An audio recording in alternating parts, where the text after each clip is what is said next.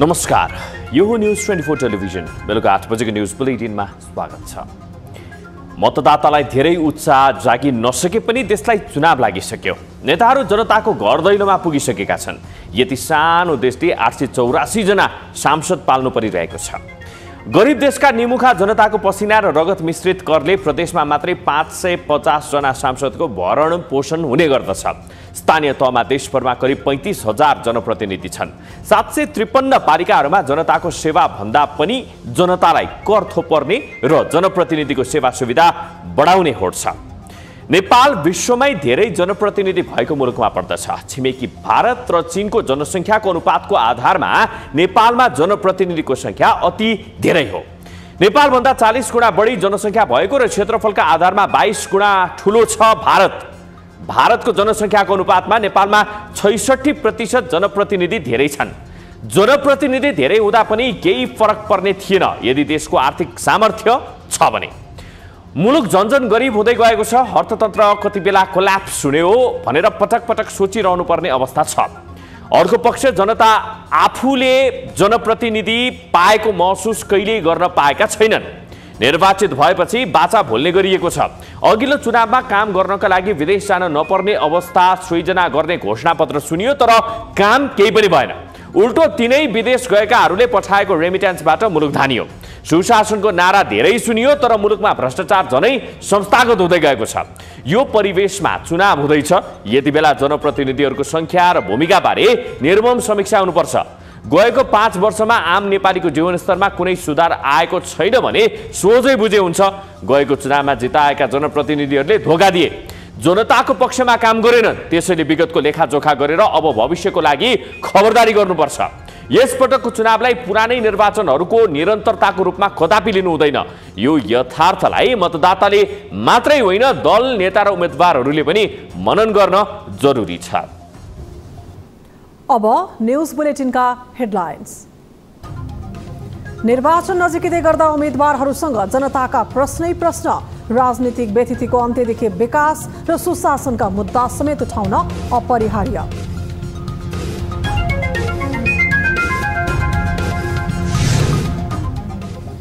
राजनीतिक एजेन्डा छोडेर नेताहरू आरोप प्रत्यारोपमै व्यस्त। उम्मेदवारका मुखबाट सुनिँदैन मुलुक बनाउने खाका।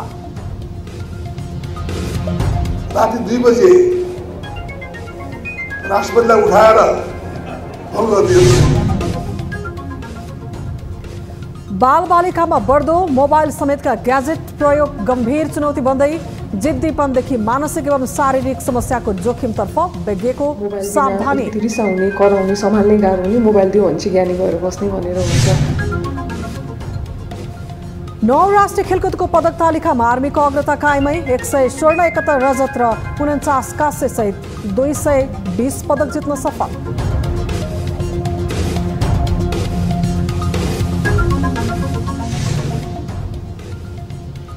र भारतीय राष्ट्रिय कांग्रेसको अध्यक्षमा मल्लिकार्जुन खड्गे निर्वाचित। खड्गेले अन्तरिम अध्यक्ष सोनिया गान्धीलाई प्रतिस्थापन गर्ने। मतदानमा धाँधली भएको प्रतिद्वन्दी थरूरको आरोप।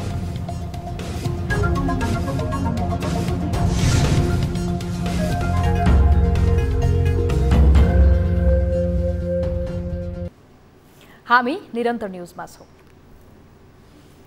चुनाव नजिकै छ। दल र दलका उम्मेदवारहरू मत माग्न अब जनताको घर दैलोमा आइपुग्नेछन्। एजेन्डा, नारा र विकास समृद्धिका सपनाको पोको बोकेर आउने उम्मेदवारहरूलाई राजनीतिक घटनाक्रम र उनीहरूले गएको 5 वर्षमा गरेको कर्मबारे सोध्ने र त्यसको जवाब चित्त बुझे मात्रै मत दिने बेला आएको छ। नभए फेरि उही भनाइ दोहोऱ्याउनु पर्ने छ। मत लिएर गएपछि हाम्रा मुद्दा सम्बोधन भएनन्, भ्रष्टाचार बढ्यो, मत दिएर बेकार भयो। एक रिपोर्ट। 2074 सालमा चुनिएका सांसदहरू कोही मन्त्री भए, कोही सांसदकै भूमिकाबाट बिदा भए। संसदको गएको कार्यकालमा कोरोना, डेङ्गी लगायत संक्रामक रोगदेखि बाढी पहिरोका कारण जनता प्रताडित बन्न पुगे। तर कोरोनाको चरम लकडाउन होस् या बाढी पहिरोको सन्तास, मन्त्री तथा सांसदहरू भने सत्ताकै जोड घटाउमा व्यस्त देखिए। मतलाई सत्ताको भर्याङ बनाउँछन् भन्ने आम सोच र मानसिकतालाई अब दलका उम्मेद्वारलाई प्रश्न गर्नै पर्नेछ। ठूलो दल नेकपा एमाले र एमालेका उम्मेद्वारलाई सोध्नुपर्छ, यति ओम्नी वाइडबडी प्रकरणमा एमालेको बचाउ किन? नारायणहिटी दरबार संग्रहालय र पशुपतिको धर्मशालामा बतास समूहको प्रवेश स्वाभाविक थियो। ललिता निवासमा मुछिएकाको पक्षमा एमालेको चासो किन? सेक्युरिटी प्रिन्टिङ प्रेस खरिद प्रकरणलाई दबाउन एमालेको सक्रियता किन? परराष्ट्र नीतिमै सन्तुलन बिगार्ने गरी बालुवाटारमा सामन्त गोयललाई निमन्त्रणा के का लागि? यस्तै दोस्रो ठूलो दल नेपाली कांग्रेसलाई पनि मतदाताले सोध्नुपर्छ, सरकार कसरी चलाउनु पर्छ हामी देखाउँछौं भन्ने। तर सरकार चलाउने तरिका यही हो? बालुवाटार सरकारी सुविधाको ठाउँ हो या कांग्रेस र गठबन्धनको सम्पर्क कार्यालय? सुशासन र भ्रष्टाचार नियन्त्रणको नारा दिनेले फौजदारी अभियोग लागेकालाई नै उम्मेद्वार बनाउनु पर्ने बाध्यता के थियो?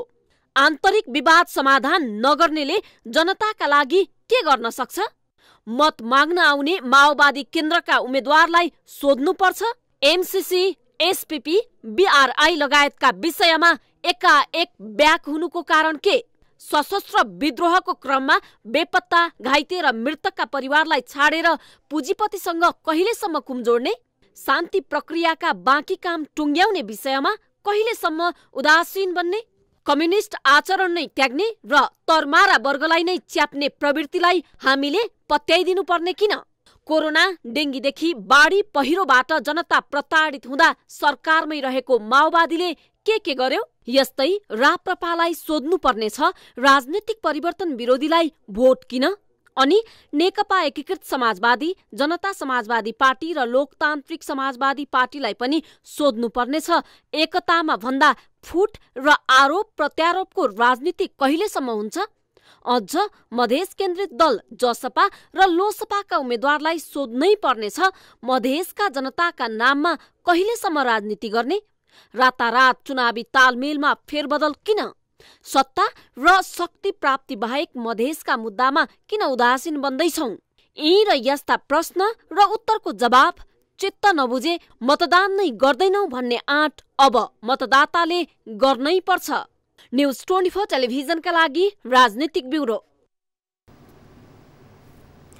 नेकपा एमालेका अध्यक्ष केपी शर्मा ओलीले सत्ता गठबन्धनले सरकारी कर्मचारीको दुरुपयोग गरेर मत माग्न थालेको भन्दै निर्वाचन आयोगको ध्यान आकर्षण गराएका छन्।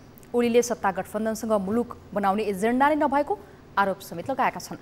गृहनगर झापा पुगेका ओलीले बृहत अगुवा कार्यकर्ता भेलामा सत्ता गठबन्धनले भूमि आयोगका कर्मचारी र प्रहरीलाई नै प्रयोग गरेर भोट माग्न थालेको भन्दै निर्वाचन आचार संहिताको गम्भीर उल्लङ्घन भएको दावी गरेका छन्। झापाको धुलाबारीमा बुधबार आयोजित कार्यक्रममा ओलीले आचार संहिताको उल्लङ्घन गर्ने गठबन्धनलाई कारबाही गर्न आयोग समक्ष आग्रह गरेका छन्।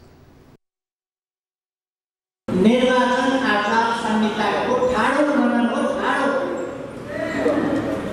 कारबाहीका विषय हुने म निर्वाचन आयोगलाई भन्न चाहन्छु, यस्ता भाँटहरू, यस्ता ठगहरू र निर्वाचन आचार संहिता र कानुनको धज्जी उडाउनेहरूलाई निर्वाचन आयोगले बिना मुद्दाका कारबाही। सोही कार्यक्रममा राष्ट्रिय प्रजातन्त्र पार्टीका अध्यक्ष राजेन्द्र लिङ्गदेले गठबन्धन गरेर देश बर्बाद बनाउन पल्केकाहरूलाई पराजित गर्नुपर्ने बताएका छन्। गठबन्धनका नाममा सबै स्वार्थमा लिप्त पार्टीहरू मिलेर पालैपालो देशलाई बर्बादीतर्फ लगेको लिङ्गदेलको भनाइ छ। देशमा प्रशासन कायम गर्ने षड्यन्त्र र प्रपञ्च बनिराखेको छ, त्यसलाई अन्त्य गर्नको लागि, यही मानिसको जित्नको लागि मात्र हो। त्यसकारण यो निर्णयलाई, यो सहकार्यलाई हाम्रो सबै साथीहरूले इमानदारीतापूर्वक पालना गर्नुपर्नेछ।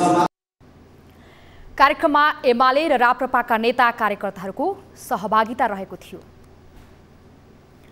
नेपाली राजनीति आरोप प्रत्यारोपको प्याकेजकै रूपमा अघि बढिरहेको छ।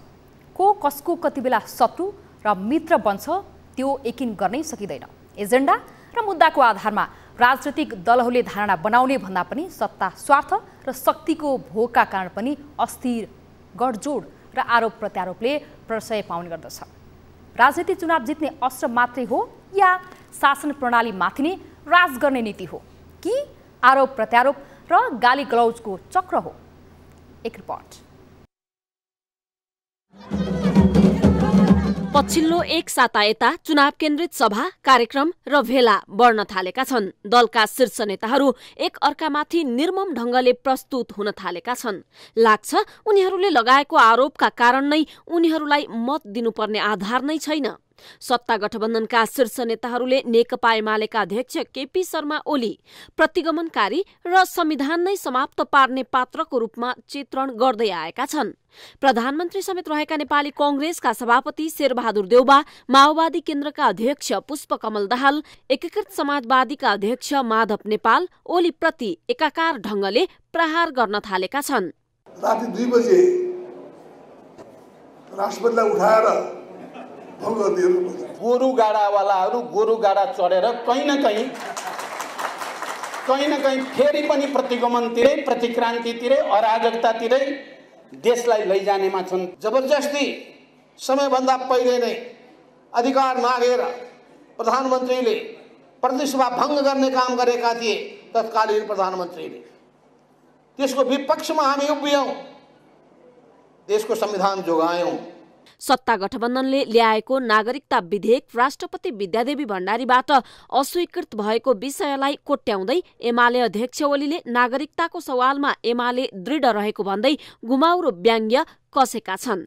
गठबन्धनले भोट बढाउनकै लागि गैर नागरिकलाई नागरिकता दिने प्रपञ्च रहेको आरोप लगाउँदै ओलीले सत्ता गठबन्धनका नेताहरूको आलोचना गरिरहेका छन्। अझ ओलीले कतिपय स्थानमा भारततर्फ नै भोट माग्न जानुपर्ने बाध्यता रहेको दाबी नै गरेका छन्। यथार्थ के हो भने अहिले पनि केही ठाउँहरूमा सीमा पारीका गाउँमा भोट माग्न जानुपर्ने स्थिति छ, किनभने मतदाता उता छ।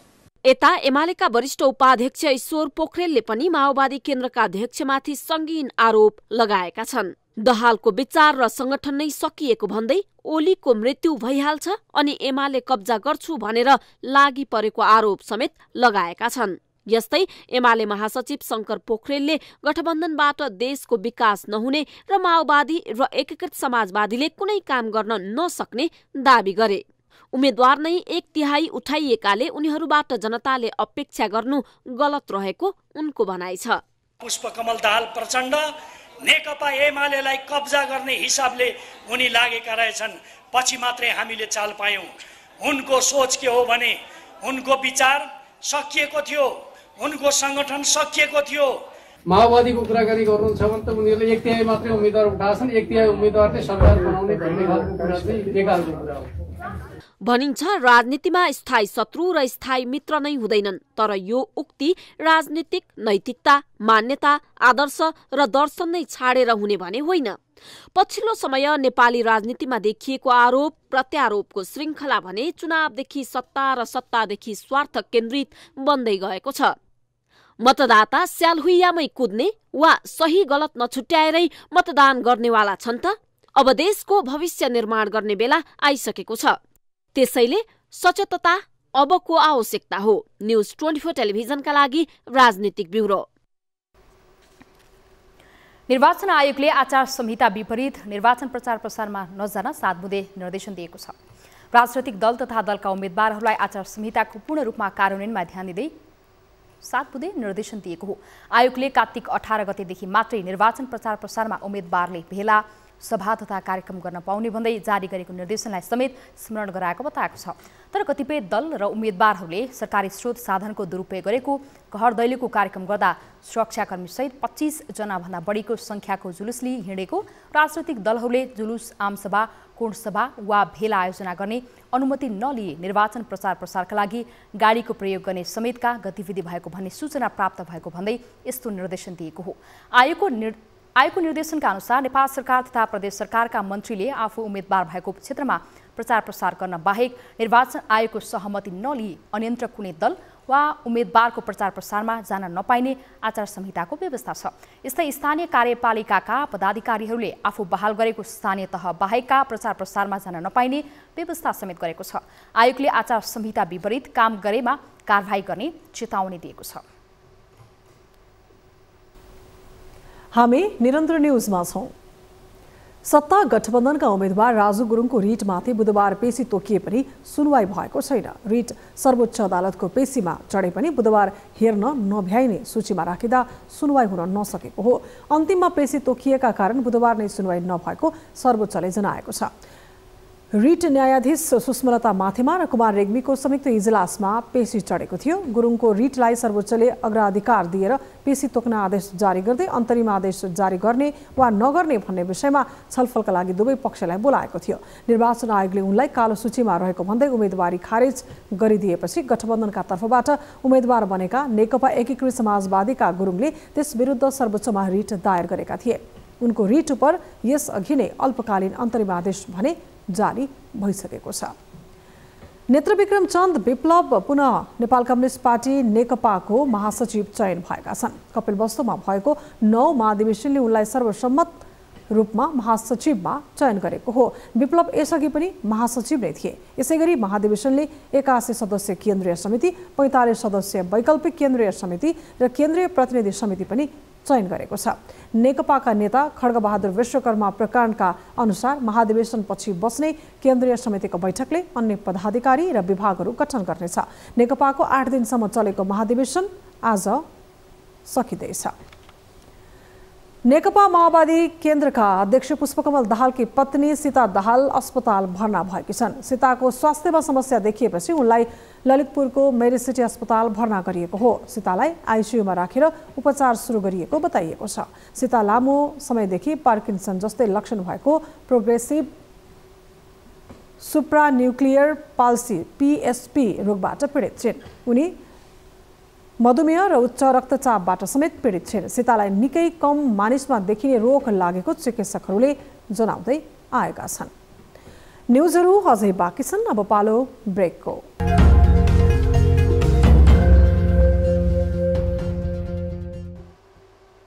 हामी निरन्तर न्युजमा छौं। प्रविधिको विकाससँगै मानिसहरू डिजिटल डिभाइसहरूमा अभ्यस्त बन्दै गएका छन्। सूचना, सञ्चार, मनोरञ्जनदेखि विभिन्न विषयलाई प्रविधिले एकै ठाउँमा ल्याइदिएपछि झन् मोबाइल, कम्प्युटर, टिभी लगायत डिजिटल सामग्रीको प्रयोग बढ्दै गइरहेको छ।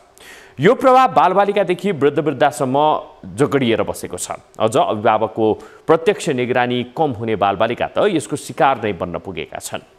एक रिपोर्ट। बालबालिकाले मोबाइल, कम्प्युटर, टिभी लगायत डिजिटल ग्याजेटसँगको प्रयोग गर्नु सामान्य हो, तर असामान्य प्रयोग भने स्वास्थ्य र बाल मस्तिष्कका लागि हानिकारक बन्न सक्छ। आमा बुवाले बालबच्चालाई फोनमा अल्झाएर आफ्नो काम सक्ने बानी नै परिसकेको हुन्छ।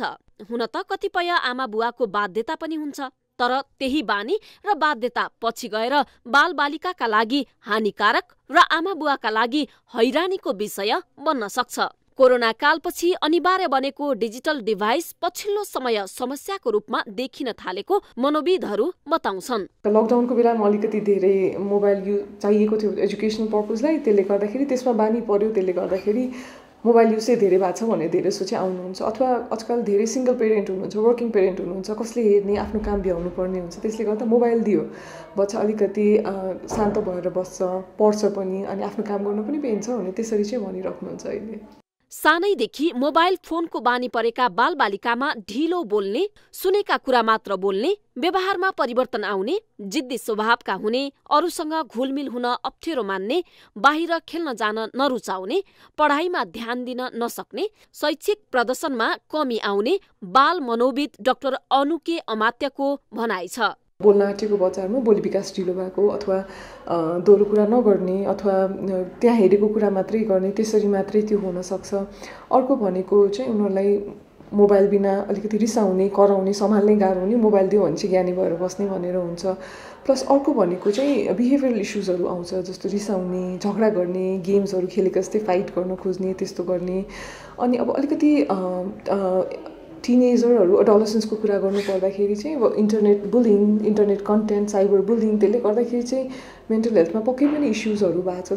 विश्व स्वास्थ्य संगठनले उमेर अनुसार बालबालिकालाई स्क्रिन टाइम अर्थात् मोबाइल लगायत कुनै पनि किसिमको स्क्रिन हेर्ने समय तोकेको छ, जसमा 1 वर्षभन्दा कम उमेरका शिशुले स्क्रिन हेर्नै नहुने उल्लेख छ।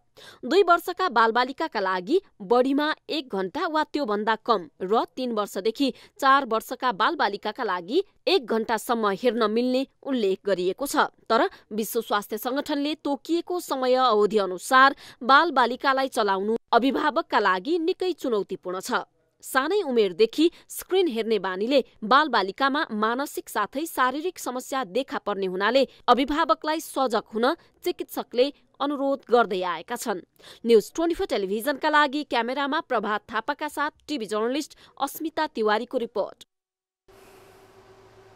नेपाल पञ्चाङ्ग निर्णायक विकास समितिले यस वर्षको यमपञ्चक अर्थात् तिहार पर्वको साइत सार्वजनिक गरेको छ। समितिले यमपञ्चक कार्तिक 5 गते शनिबारदेखि सुरु हुने र भाइटिकाको उत्तम साइत 10 गते बिहिबार बिहान 11 बजेर 37 मिनटमा रहेको बताएको छ। यस वर्षको तिहार पर्व यमपञ्चक कार्तिक 5 गते शनिबार सुरु हुनेछ। कार्तिक 5 गते शनिबार यमदीपदान सुरु गरिन्छ। यमपञ्चक अवसरमा दीपदान गर्नाले यम यातना नपाइने धार्मिक विश्वास छ। धन त्रयोदशी धनतेरस पर्व पनि त्यसै दिन मनाउनु पर्ने समितिका कार्यकारी निर्देशक सूर्य प्रसाद ढुङ्गेलले एक विज्ञप्ति जारी गर्दै जानकारी दिएका छन्। 6 गते काग तिहार, 7 गते कुकुर तिहार, 7 गते नै लक्ष्मी पूजा पनि परेको समितिले बताएको छ।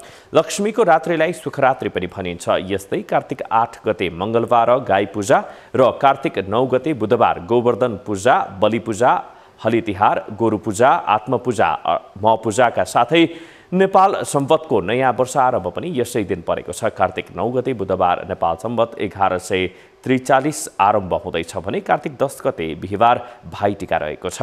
भाइटिकाका लागि बिहान 11 बजेर 37 मिनटमा उत्तम साइत रहेको छ भने उत्तर फर्केर टिका लगाउनु शुभ हुने समितिको भनाइ छ। भाइटिकाको दिन दिदीबहिनीले दाजुभाइलाई टिका लगाई आशीर्वाद सहित दीर्घायुको कामना गर्ने प्रचलन रहेको छ। नेवार समुदायले किजा पूजाका नाममा मनाउने पर्व पनि यसै दिन परेको समितिले बताएको छ। बझाङमा जीव दुर्घटना हुँदा 8 जनाको घटनास्थलमै मृत्यु भएको छ। बझाङको मस्टा गाउँपालिका 4 को चिउरीबाट बुधबार दिउँसो मस्टातर्फ गइरहेको जीव दुर्घटना भएको हो।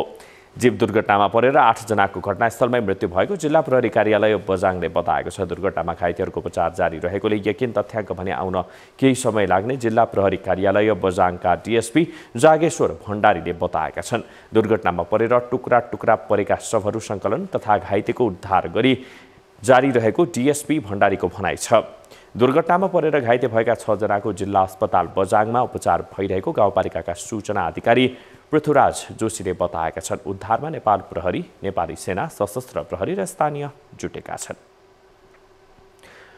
28 लाख रुपैयाँ घुससहित एक इन्जिनियर पक्राउ परेका छन्। अख्तियार दुरुपयोग अनुसन्धान आयोगले रामेछापको खानेपानी तथा सरसफाई डिभिजन कार्यालय 3 का इन्जिनियर नवराज सत्याल र प्लम्बर बखत बहादुर थापालाई पक्राउ गरेको हो। उनीहरूबाट 16 लाख रुपैयाँ नगद र 12 लाख रुपैयाँको चेक गरी 28 लाख रुपैयाँ बरामद गरिएको अख्तियारले जनाएको छ। रामेछापको इन्छिन गाउँ खानेपानी तथा सरसफाई उपभोक्ता समितिको कामको भुक्तानी बापत उनीहरूले रकम लिएको उनीहरूमाथि आरोप रहेको छ। हामी निरन्तर न्यूजमा छौं। सर्लाहीको बागमती नगरपालिका मिलनचोकमा एकजना युवकमाथि गोली प्रहार भएको छ। लालबन्दी नगरपालिका 2 जुटपानी बस्ने 30 वर्षीय साजन कार्कीमाथि गोली प्रहार भएको हो। कार्कीको दाहिने पाखुरा, दाहिने कोखा, बायाँ कोखा, दाहिने तिग्रामा गोली लागेको जिल्ला प्रहरी कार्यालय सर्लाहीले जनाएको छ।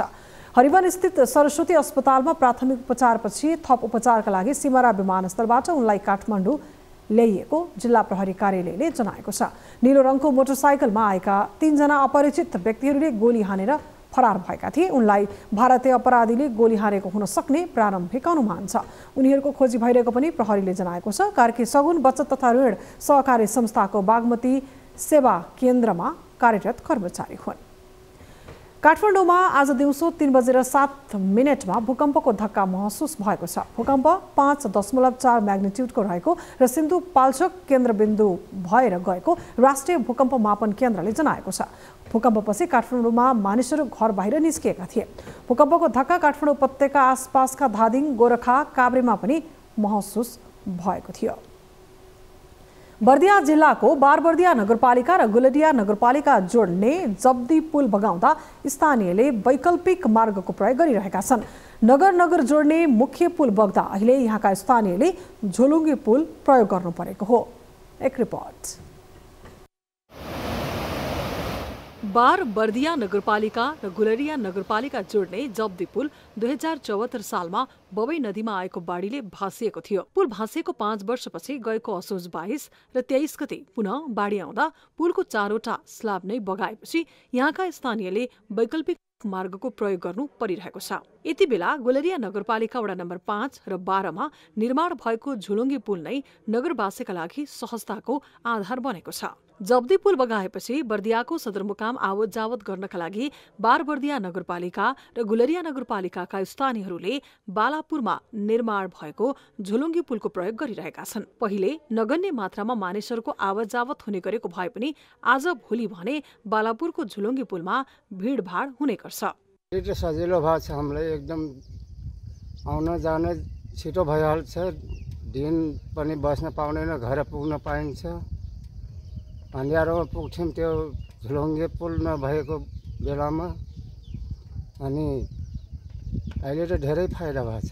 झोलुङ्गे पुलबाट यात्रा गर्दा समयको बचत हुने र दूरी पनि कम पर्ने भएकाले केही सहजता भने भएको स्थानीय बताउँछन्। अहिले त धेरै समस्या, जङ्गल बाटो राम्रो छैन, कच्ची बाटो छ, अब गुजारा गर्नै पर्छ। बर्दियाको 2 नगरपालिका जोड्ने जब्दी पुल निर्माण सम्पन्न भएर हस्तान्तरण नहुँदै 2074 सालमा आएको बाढीले पुल भासिएपछि टुट्दै गएको सम्बन्धलाई गुलरियाको वडा नम्बर 5 मा निर्माण भएको झुलुङ्गे पुलले केही मात्रामा भए पनि जोड्ने प्रयास गरेको देखिन्छ। पछिल्लो समय जब्दी पुलमा आवत जावत गर्न नसकेपछि बबई नदी छिचोल्दै सदरमुकाम पुग्नका लागि मानिसहरूले यो झुलुङ्गे पुलको यात्रा तय गर्ने गरेका छन्, जसले गर्दाखेरि उनीहरूलाई लामो दूरी तय गर्नुपर्ने बाध्यता त टरेको छ। तर साना साइकल र मोटरसाइकललाई मात्र यो यात्रा तय गर्न सहज भए पनि ठुला सवारी साधनलाई भने सदरमुकाम पुग्नका लागि करिब 25 देखि 30 किलोमिटरको दूरी तय गर्नुपर्ने जरुरी देखिएको छ। तत्काल सरकारले जब्दी पुल निर्माण गर्न ध्यान दिने हो भने यस्ता धेरै मानिसहरूका समस्या टर्ने देखिएका छन्। न्यूज 24 टेलिभिजनका लागि ज्योतिपन्थी, बर्दिया। अब बिजनेस न्यूज।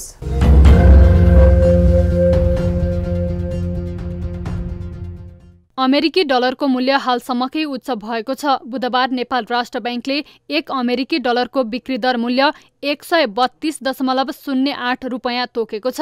त्यस्तै बुधबारका लागि खरिद दर मूल्य 131.48 रुपैयाँ रहेको छ। विश्वका लगानीकर्ता डलर खरिदमा आकर्षित हुँदा भारतीय मुद्रासँगै नेपाली मुद्रा पनि हालसम्मकै कमजोर भएको छ। 1 वर्षको अवधिमा डलरको मूल्य 12 रुपैयाँ बढेको छ। 5 वर्षको अवधिमा भने डलरको भाव 29 रुपैयाँ बढेको छ। डलर बढ्दा आयातित सामानको मूल्य बढ्न जान्छ, जसको प्रभावले मुलुकको व्यापार घाटा र समग्रमा महँगी पनि बढ्न जान्छ।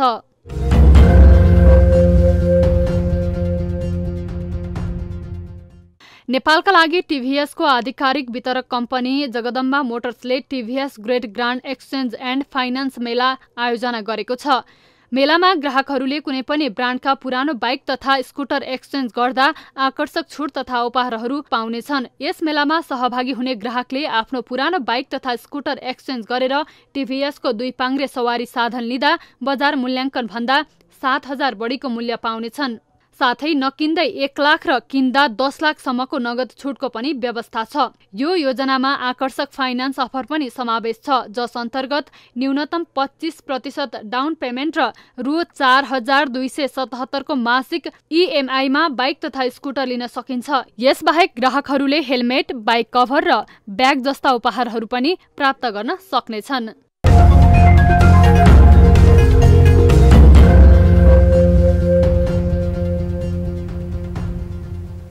न्युजहरू अझै बाँकी छन्, अब पालो ब्रेकको।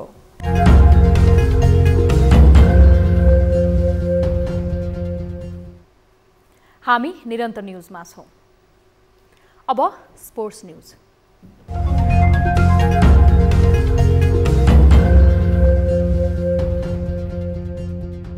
गण्डकी प्रदेशमा जारी 9 राष्ट्रिय खेलकुद प्रतियोगितामा विभागीय टोलीको दबदबा देखिएको छ। बुधबारसम्म नेपाली सेनाले 111 स्वर्णसहित 240 पदक जितिसकेको छ। दोस्रोमा नेपाल प्रहरीले 45 स्वर्णसहित 133 पदक हात पारिसकेको छ। पदक तालिकाको तेस्रोमा एपीएफले पनि 36 स्वर्णसहित 144 पदक भित्र्याएको छ। तालिकाको पुछारमा 1 स्वर्णसहित कर्णाली प्रदेशले 12 पदक मात्रै हात पारेको छ। साइक्लिङका 4 विधामा पुरुष र महिला गरी 8 स्वर्ण पदकका लागि प्रतिस्पर्धा भएको थियो, जस अन्तर्गत त्रिभुवन आर्मीले 4 स्वर्ण, एपीएफले 2 स्वर्ण, बागमती र गण्डकीले 1-1 स्वर्ण पदक हात पारेका छन्।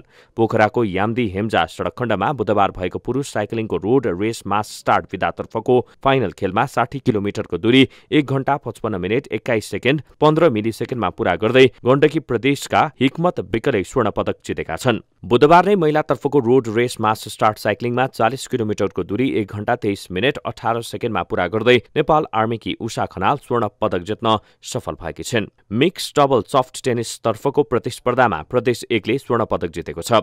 प्रदेश 1का युकेश योन्जन र श्रेया योन्जनको जोडीले 5-2 को सेटमा बागमती प्रदेशका प्रदीप खत्री र जर्जिया चौधरीको जोडीलाई पछि पार्दै स्वर्ण जितेको हो। घरेलु टोली गण्डकी प्रदेशलाई सोझो सेटमा पराजित गर्दै एपीएफ क्लब पुरुष भलिबलको फाइनलमा प्रवेश गरेको छ। पोखरा रङ्गशाला स्थित भलिबल कोर्टमा भएको खेलमा एपीएफले गण्डकीमाथि 3-0 को सोझो सेटमा जित निकालेको हो। यसअघि आर्मीले अर्को विभागीय टोली नेपाल पुलिसको चुनौती पार गर्दै फाइनलमा प्रवेश गरेको थियो। आर्मीले पुलिसलाई 3-1 को सेटमा हराएको थियो।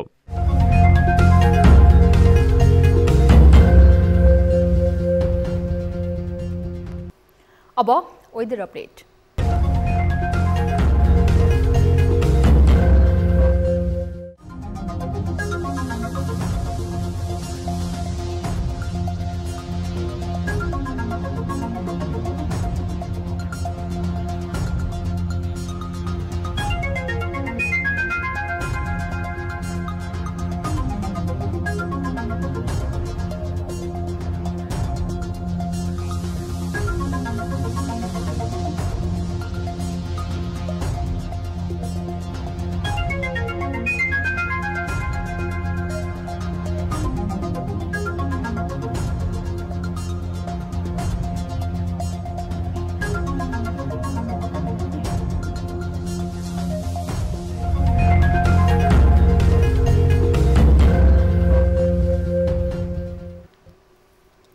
अब न्यूज बुलेटिनको अन्त्यमा पुनः हेडलाइन्स।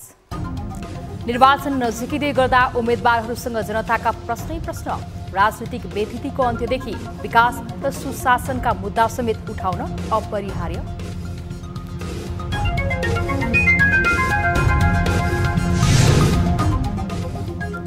राजनीतिक एजेन्डा छाडेर नेताहरू आरोप प्रत्यारोपमै व्यस्त।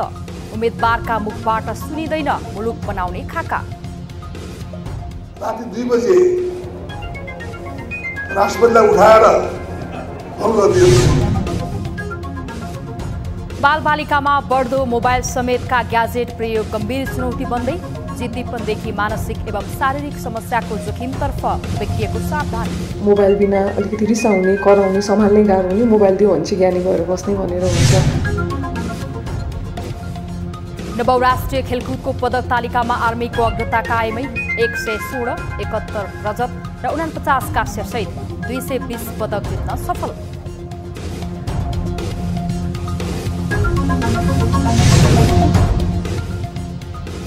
र भारतीय राष्ट्रिय कांग्रेसको अध्यक्षमा मल्लिकार्जुन खड्गे निर्वाचित। खड्गेले अन्तरिम अध्यक्ष सोनिया गान्धीलाई प्रतिस्थापन गर्ने, मतदानमा धाँधली भएको प्रतिद्वन्दी थरूरको आरोप।